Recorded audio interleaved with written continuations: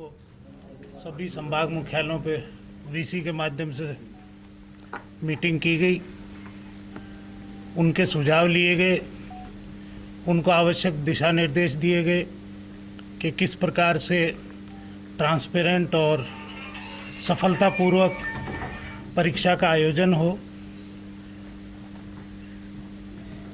अब इसमें मुख्य रूप से जो गाइडलाइंस हैं उनका पालन करने के उनको निर्देश दिए गए हैं।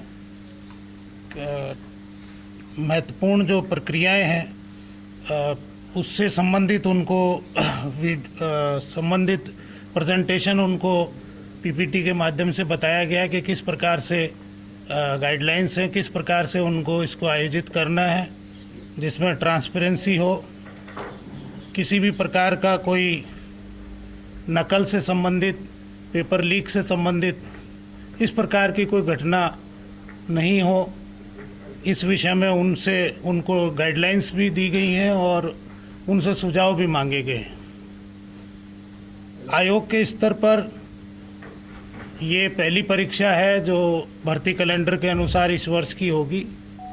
सबसे महत्वपूर्ण परीक्षा है, इसलिए सभी संबंधित अधिकारी और कर्मचारी जो भी इस परीक्षा में रहेंगे उन सबको सुनिश्चित करने को कहा गया है कि किसी भी स्तर पर कोई कोताही न बरते, जवाबदेही सुनिश्चित की जाएगी और कोई किसी भी प्रकार की अनियमितता पाई गई तो आयोग के स्तर पर कठोर कार्रवाई की जाएगी।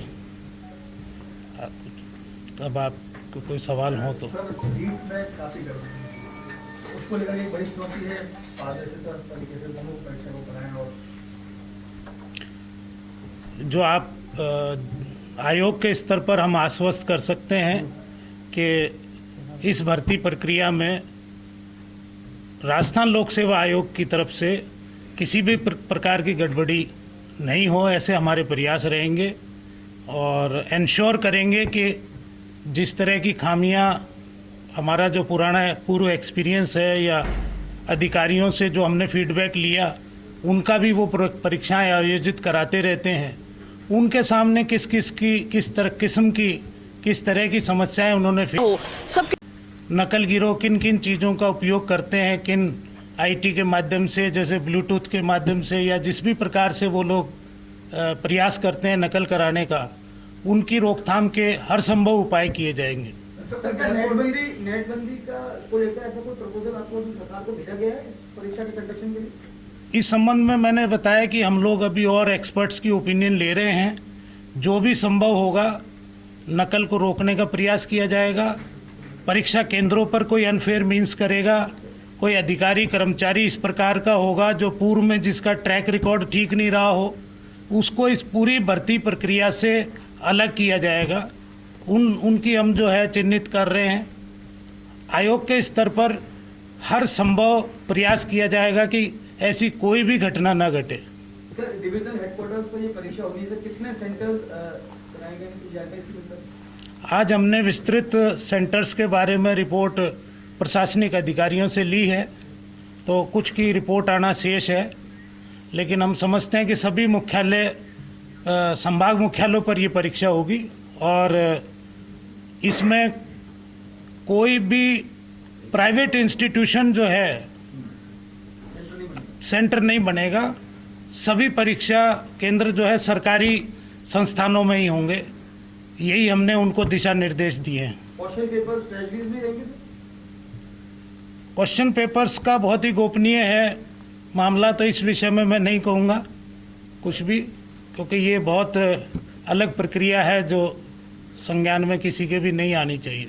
तो कई संवेदनशील और कई अति संवेदनशील केंद्र होते हैं, इस जगह पर किस तरह की व्यवस्था आप रखेंगे और क्या वहाँ पर नेटबंदी जैसे कदम उठाए जाएंगे, इसके लिए कहा गया है? क्या जयमार या इस तरह की? मैं इसके बारे में आपको बताऊं कि पहली चीज़ तो है कि कोविड प्रोटोकॉल का पूर्ण पालना सुनिश्चित की जाएगी। पहले 24 जो है एक कक्ष में स्टूडेंट होते थे और कैंडिडेट होते थे, अब जो है 16 कैंडिडेट्स का ही इसमें संख्या निर्धारित की गई है। एक कक्ष में 16 कैंडिडेट ही होंगे। इससे पूर्व जो है एक इन्विजिलेटर होता था एक रूम में, अब 2 इन्विजिलेटर लगाने का प्रस्ताव है, जिससे और अधिक मॉनिटरिंग जो है हो सकेगी। एक उसके 8 लोगों के, एक तरह से 8 कैंडिडेट के ऊपर एक इन्विजिलेटर होगा तो बहुत बेहतर मॉनिटरिंग हो पाएगी।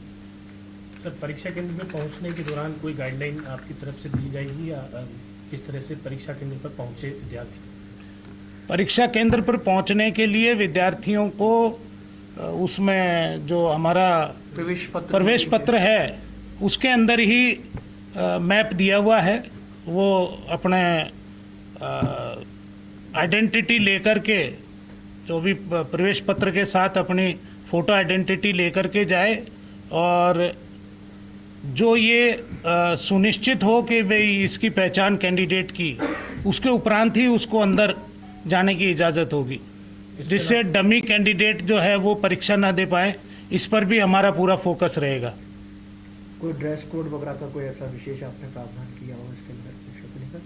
फिलहाल अभी हम और बारीकी से इन विषयों पर बातचीत कर रहे हैं और चर्चा करके हम और भी जो भी संभव होगा नकल को रोकने के लिए वो सब संभव प्रयास करेंगे।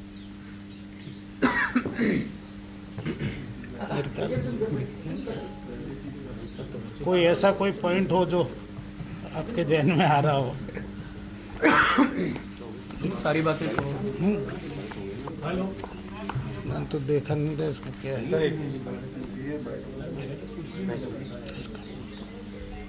चाय वाय पीऊँ। अभी विस्तृत जो दिशा निर्देश हैं वो अभी जिलों को और भेजे जाएंगे यहाँ से, बारीक जो है ना बिल्कुल। आज एक प्रिलिमिनरी जो बातचीत थी जो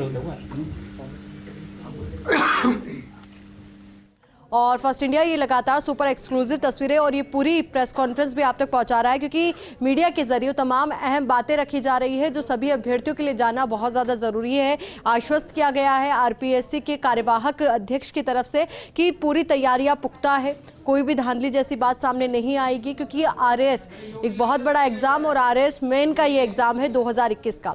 तो अब ऐसे में ये बहुत इंपॉर्टेंट एग्ज़ाम और इसको लेकर तमाम जानकारियाँ साझा की गई है और किस किस तरीके से गाइडलाइन रखी गई है वो भी उन्होंने साझा की गई है। ये भी बताया कि कोविड अप्रोप्रिएट बिहेवियर को फॉलो करना बेहद अहम रहेगा, इसके लिए पूरी तैयारी है आयोग की।